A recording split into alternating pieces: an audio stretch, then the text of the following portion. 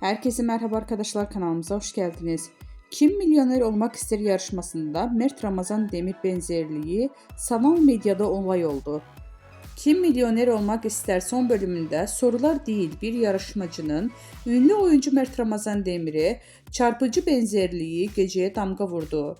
Yarışmacının yayınlanmasının ardından sosyal medyada kullanıcıları adeten alarma geçti. Yeni bölümleriyle ekrana gelen yarışmalardan büyük ödül için verdiğim mücadeleler her zamanki gibi heyecan yarattı. Ancak asıl konuşulan yarışmacılardan birinin Mert Ramazan Demir'e neredeyse birebir benzemesi oldu. Mimikleri, duruşu, yüz hatları, bakışları seyirciler arasında büyük şaşkınlık yarattı. Kullanıcılar gerçek Mert Ramazan Demir mi yarışmada? Bu benzerlik tesadüf olamaz. İkizini bulmuşlar resmen gibi yorumlar paylaşıldı.